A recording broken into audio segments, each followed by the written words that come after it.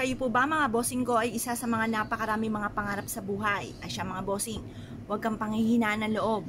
Ang mga taong fighter, hindi nasuko sa hamon ng buhay at napakasipag, napakamatyaga at madiskarte ay walang imposible, lalo-lalo na kung sasabayan nyo na mahigpit na kapit sa mahal na Panginoon. Huwag kang makakalimot magdasal ay kahingi ng gabay. Ngayon pa mga bossing, ano po ba itong aking pinapakitang ito?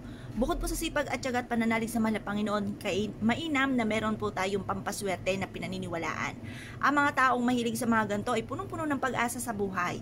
At sila po yung tipo mga bossing ko na hindi nasuko sa hamon ng buhay dahil sila po ay maraming mga pangarap. Kaya mas mainam, sabayan natin ang mga ganito mga pamamaraan upang sa ganon, ang mga kamalasan na paparating o mga pagsubok na pinagdadaanan ay kaagad nyong malampasan.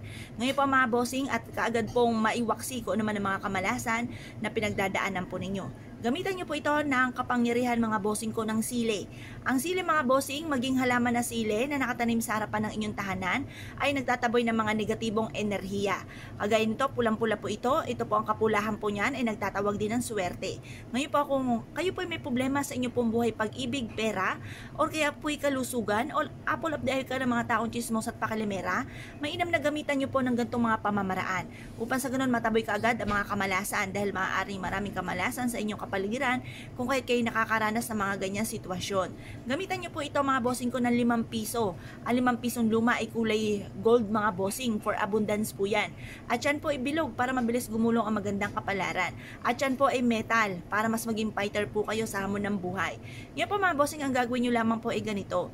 Kumuha kayo ng 2 sangkap na ito mga bossing ko at pagkatapos ay bitbitin kahit saan kayo magtungo. Mag-wish ka na mula sa inyong pong puso. Sabihin niyo po sa pamamagitan nito ay magtutuloy-tuloy ang pasok ng swerte at kailanman hindi ka na mamumblema tungkol sa usapin ng pera. Ngayon pa mga bossing, mag-wish ka na mula sa inyong pong puso kung ano po ang nais po ninyo na maganap or nais po ng pagbabago sa buhay po ninyo. At pagkatapos mga bossing ko, ibilad niyo po ito sa sinag po ng araw hanggang alas 8 ng umaga. Makalipas ang alas 8 ng umaga, ay kunin niyo po ito. At ito po nga ay pwede nyo bitbitin kahit saan kayo magtungo or kaya ilagay sa may pintuan po ninyo or itusok nyo po ito or tabunan nyo ng lupa na malapit sa inyo pong pintuan. Ang dulot po nito ay swerte mga bossing. Kung kayo pinaniniwala at nais po itong gawin mga bossing, huwag na po kayo magpatumpik-tumpik pa.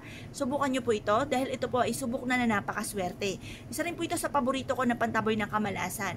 Kung kayo po mga bossing ko yung nape-pressure sa ngayon at parang ikaw po ay hindi mo malaman kung paano nyo susolusyonan ang problema, pwede nyo rin po itong iipit or ilagay sa ilalim ng inyo pong higaan or kaya po ay ilagay sa ilalim ng unan. Plastikan nyo lang po ito mga bossing dahil baka ito po ay maputol-putol, kumbaga dumikit pa sa punda ng unan or kumot.